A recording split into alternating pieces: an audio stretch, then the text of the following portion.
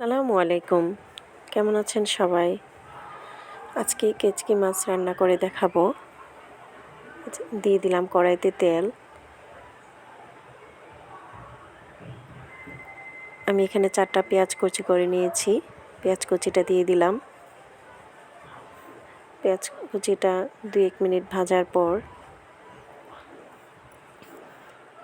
ভালো করে একটু ভেজে নিব। তারপরে 2-1 মিনিট ভাজার পর পেঁয়াজ বাটা দিয়ে দিলাম 1 টেবিল চামচ। তারপরে রসুন বাটা দিয়ে দিলাম 1 টেবিল চামচ। তারপর স্বাদ মতো লবণ দিয়ে দিব।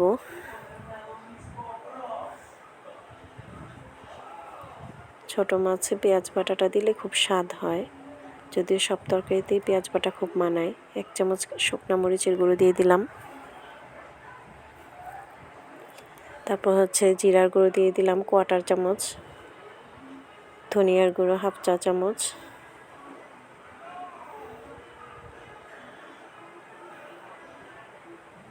ভালো করে নেড়েচেড়ে একটু পানি দিয়ে দিলাম। পানিটা দেওয়ার পরে ভালো করে কষিয়ে নিব। ঢাকনা দিয়ে দিব, মশলার গন্ধটা যেন চলে যায়।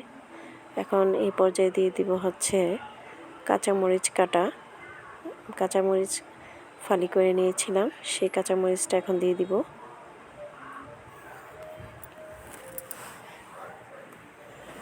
আবার ঢাকনা দিয়ে দিলাম। তো দেখেন ঝোলটা অনেকটা শুকিয়ে আসছে।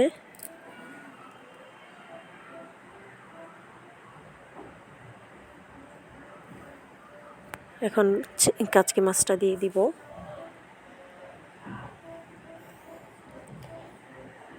ভালো করে ঝোলের সাথে তেলের সাথে যেন মিশে যায়, কাচকি মাছটা একটু ভালো করে নেড়েচেড়ে দিব।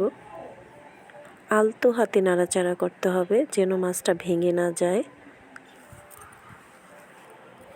দেখে মনে হচ্ছে আমি খুব জোরে জোরে নাড়ছি, আসলে তা না, আমি আলতো আলতোভাবেই নাড়ছি। এখন ঢাকনা দিয়ে দিলাম।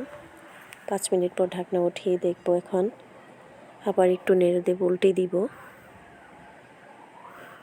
এক পিঠ হওয়ার পর এখন অপর পিঠ উল্টে দিলাম।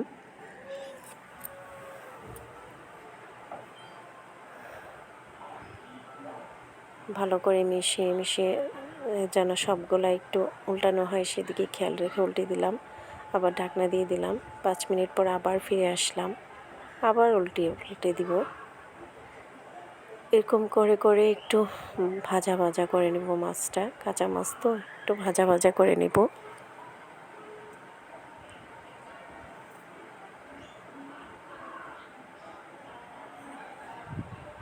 কেউ চাইলে এইভাবেও খেতে পারেন, আবার কেউ চাইলে একটু ঝোল ঝোলও রাখতে পারেন।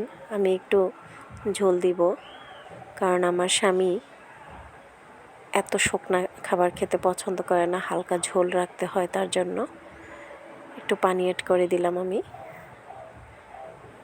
পানিটা একটু পরিমাণে কম হয়েছে তাই দিয়ে দিব আর সামান্য পরিমাণে পানি, যেন ঝোলটা বলক আসা পর্যন্ত ঠিক থাকে। একটু দিয়ে দিলাম যেন বলক আসা পর্যন্ত ঝোলটা একদম ঠিক থাকে, আন্দাজ মতো থাকে। এই যে 5 মিনিট পর আবার ফিরে আসব। এই যে 5 মিনিট হয়ে গেছে। এখন আমরা চুলাটা অফ করে দেব। একটু ভালো করে নেড়েচেড়ে উঠিয়ে নিব, চুলা অফ করে দিব। আমার চ্যানেলটা একটু কষ্ট করে সাবস্ক্রাইব করে দিবেন, বেল আইকনটি চেপে দিবেন। সবার কাছে অনুরোধ রইল। আজকের মতো বিদায় নিলাম।